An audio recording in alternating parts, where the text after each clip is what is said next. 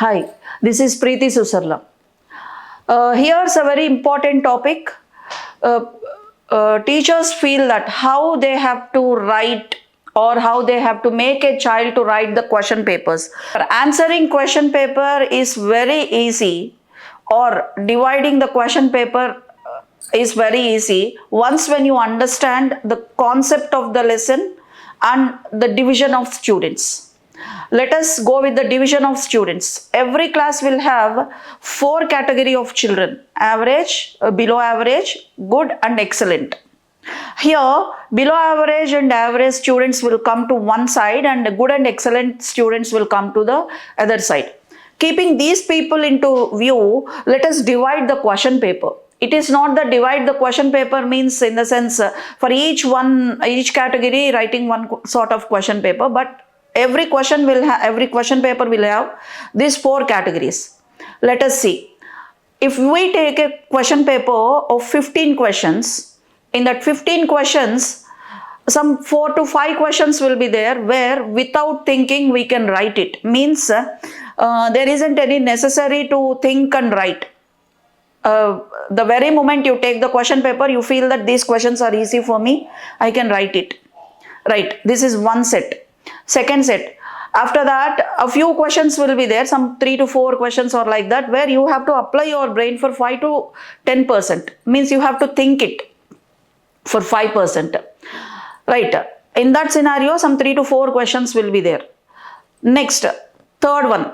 So it may some 3 to 4 questions will take some extra time of 10 minutes or 15 minutes. Means here point number 1, below average, average, good and extraordinary students, they'll write the questions what they feel without having any spell mistake. Means skipping of pen without writing. So point number 1, teach the subject with feeling so that every student can write it without stopping of pen. Means a student should not go for rote learning method. Number 1 point. Even below average and average students will write. Now coming to second category of thing, 5 to 10% of thinking, in the sense where every student understands the topic. Feeling is different from understanding.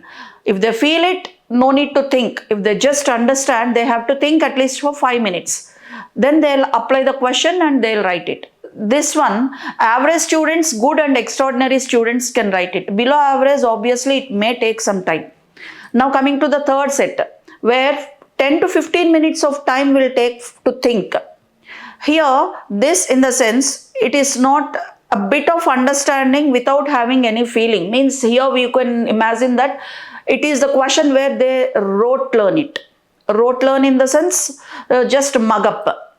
So for here they have to think it so that they can get it. Or else the question should be the same what they read in the book. Then only they can write the answer. Last and final, a few questions will be there where a child, even though if they think, they cannot write. So here the pattern comes like this. Once if a child feels the lesson, they can write it without thinking. In the sense, below average, average, good and extraordinary students can write it. If they just understand, average, good and extraordinary students can write it. Means they have to think it for a while. Next, if they just rote learn it, in the sense mug it up, only good and extraordinary students can write it, where they can get only the concept, not complete content and concept. At the end, only extraordinary students can present it, because only they can understand it, and the other people, they have to think it, or even though they think, they cannot understand. Here point comes is, better make your child to feel the lesson or at least understand the lesson so that they can write it. With a small example, let us complete this. Once in a school master went to a child or class and he asked, which is the longest river in the world? A child was surprised to listen the question and he was unable to answer. So this sir has given an imposition of 1,000 times to write and come that Nile is the longest river in the world. So this child has written that and he went there and he asked what did you write? Yes, sir, I have written that Nile is longest river in the world. Very good. After 2 to 3 days, again the same sir went to the same class and he made the same student to stand up and he asked, which is the longest river in the world? Now the student has a blank face. So where come this 1,000 times? Gone. Here, it's just a blind note of mug up and rote learning where a child cannot put it out properly, even though they are extraordinary, good. Not only average and below average.